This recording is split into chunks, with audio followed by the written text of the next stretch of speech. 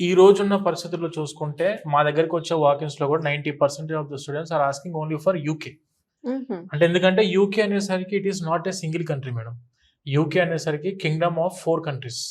మనకు northern Ireland అవ్వచ్చు, Wales అవ్వచ్చు, ఇంగ్లాండ్ అవ్వచ్చు, స్కాట్లాండ్, ఇవన్నీ కూడా 4 కంట్రీస్ కలిపితే మనకు UK.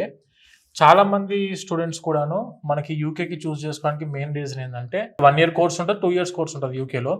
When coming to second year is called as the internship year and placement year. అంటే చాలా యూనివర్సిటీస్ అక్కడ కూడాను 70% of the universities directly providing the placements. Placements అందిస్తున్న యూనివర్సిటీస్ కూడా చాలా ఉన్నాయి మనకి యూకేలో.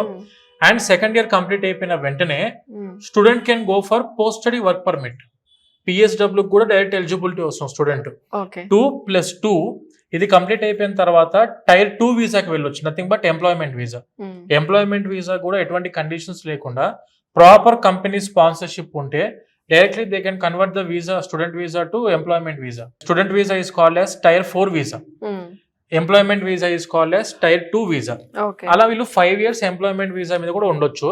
ఆ టైప్ లో యూకేలో ఆపర్చునిటీస్ కూడా స్టూడెంట్స్ అందుతున్నాయి. అంటే ఎటువంటి కండిషన్స్ లేకుండా లీగల్ గా పార్ట్ టైం చేసుకుంటూ ఫుల్ టైం జాబ్స్ కి ఎలిజిబిలిటీ ఉంటూ ఎంప్లాయ్మెంట్ వీసాకి మారడానికి అవకాశం ఇస్తున్న ఒకే ఒక కంట్రీ యూకే.